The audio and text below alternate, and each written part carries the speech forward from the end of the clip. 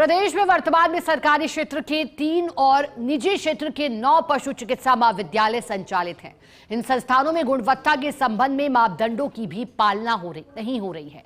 ऐसा हम नहीं कह रहे, बल्कि वेटरनरी काउंसिल ऑफ इंडिया की ओर से कहा जा रहा है। साथ ही वीसीआई की ओर से प्रदेश में नए निजी क्षेत्र में पशु चिकित्सा एवं पशु विज्ञान महाविद्यालय की स्थापना को संबंध में स्पष्ट इनकार किया है। लेकिन इसके बावजूद भी प्रदेश में पशुपालन विभाग नए संस्थानों के लिए आवेदन की प्रक्रिया शुरू कर रहा है। रिपोर्ट देखिए।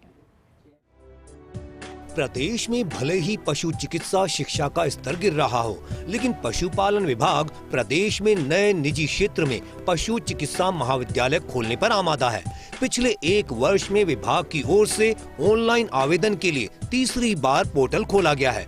इधर वेटरनरी काउंसिल ऑफ इंडिया की ओर से पिछले वर्ष ही मुख्य सचिव को पत्र लिखकर निजी क्षेत्र के पशु चिकित्सा महाविद्यालय नहीं खोलने का सुझाव दिया गया था, लेकिन इसके बावजूद पशुपालन विभाग ने अपने स्तर पर ही महाविद्यालय की आवश्यकता के संबंध में कमेटी गठित कर उनकी रिपोर्ट के आधार पर आवेदन की प्रक्रिया शुरू कर दी है। कॉलेज खोलने पर सवाल। पशुपालन विभाग वीसीआई के सुझावों की कर रहा अनदेखी।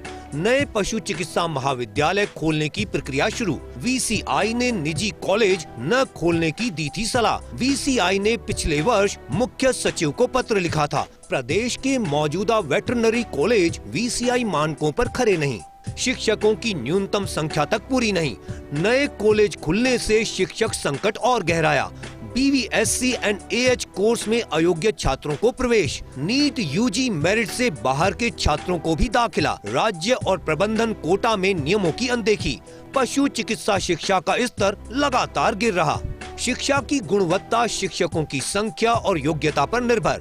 पशुपालन विभाग ने 1 साल में तीसरी बार पोर्टल खोला। निजी संस्थाएं ऑनलाइन आवेदन कर सकेंगी। राज्य सरकार की एनओसी के लिए ऑनलाइन प्रक्रिया। राज एनओसी पोर्टल पर 9 से 15 जनवरी तक आवेदन। पूर्व में आवेदन करने वाली संस्था भी कर सकेगी त्रुटि सुधार। वीसीआई के पत्र के अनुसार प्रदेश में सरकारी क्षेत्र के 3 और निजी क्षेत्र के 9 पशु चिकित्सा महाविद्यालय संचालित हैं। इसके अतिरिक्त केंद्र सरकार की ओर से शैक्षणिक सत्र 2025-26 और उसके बाद के लिए 2 नए निजी पशु चिकित्सा महाविद्यालयों की स्थापना हेतु आशय पत्र जारी किए गए हैं। इसी क्रम में परिषद को नए महाविद्यालयों की स्थापना को लेकर एक अभ्यावेदन प्राप्त हुआ, जिस पर अप्रैल 2025 की बैठक में विचार किया गया। परिषद का मत है कि नए कॉलेज खुलने से शिक्षकों की न्यूनतम आवश्यकताओं को पूरा नहीं कर पा रहे हैं। साथ ही अयोग्य नीट यूजी मेरिट सूची से प्रवेश के कारण शिक्षा स्तर गिर रहा है। इसके बावजूद पशुपालन विभाग ने 2022 की नीति के अनुसार आवेदन पोर्टल पुनः खोला है।